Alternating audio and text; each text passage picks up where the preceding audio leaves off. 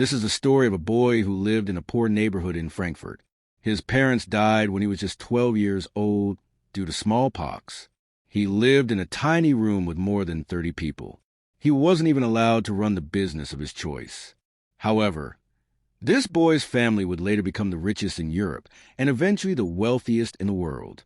They became so serious about money that, at one point, they decided to marry only among their cousins to expand the family's wealth.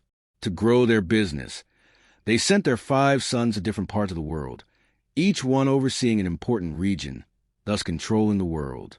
In the 19th and 20th centuries, this family lent money to entire countries, saving many nations from bankruptcy. They even financed the Indian railways. The family, which now possesses an enormous amount of gold, saved a major bank from collapse by lending them money. They could easily sell gold worth more than the GDP of Maharashtra state in one go, and even powerful people like the current president of France have worked for them. In fact, they own over 1,800 palaces, and their total value is so enormous that they could build multiple luxurious homes like Mukesh Ambani's Antilia, the world's most expensive house, and still have billions left over. We're talking about the famous Rothschild family, the wealthiest and most powerful family in the world. The mother of the 5 Rothschild brothers once said, "Don't worry, there will be no more wars in Europe because my sons will no longer finance any country's war." The story begins with Mayor Amschel Rothschild, born in 1744 in Frankfurt, Germany. His family was Jewish, and at that time, Jews were greatly discriminated against. They were forced to live in a small settlement outside Frankfurt called Judengasse. It was so crowded that Meyer's house was only 11 feet wide, and over 30 people lived there. Mayor Rothschild started by dealing with gold coins. After many years of hard work, he became successful enough to start dealing with Europe's wealthiest royal families. He even managed the wealth and finances of Prince William. While Mayer had become wealthy, he wasn't satisfied. He wanted to generate wealth that would last for generations to come, wealth that would endure for 100 years or more. To achieve this, Mayer took 2 brilliant steps, which no one else had thought of. The first was when he learned that Prince William was about to buy a huge amount of gold coins.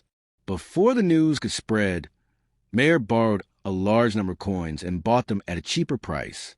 Once the news hit the market, people rushed to buy gold coins, causing their prices to rise. At that point, Mayer sold his gold coins at a huge profit. This strategy is known today as front-running in trading and investing. The second brilliant decision was when Mayer realized that the Industrial Revolution was spreading across Europe in the early 1800s. He saw this as a huge opportunity. To take advantage of it, he expanded his banking empire beyond Frankfurt to key financial centers across Europe. He sent his 5 sons to set up businesses in the most important financial cities of the time: London, Paris, Vienna, Naples, and Frankfurt. Their decision turned the Rothschild family's fortune around. Though these cities were spread out across Europe, the 5 Rothschild brothers created a network so strong that it operated as a single bank. They made decisions collectively, and their influence was unmatched. Nathan Mayer Rothschild, the most talented of the brothers, moved to London with just £150,000. Within a few years, he became so successful that he was earning millions in profits annually. In 1811, Nathan established a bank in London, surpassing even his father's achievements. During the early 19th century, Europe was embroiled in wars, particularly against Napoleon's French Empire. Nathan saw this as another opportunity. He had a team that provided him with information about the war before the British government even knew, and Nathan used this information strategically in ways that were considered highly unethical. On June 18, 1815, during the Battle of Waterloo, Napoleon's army was defeated.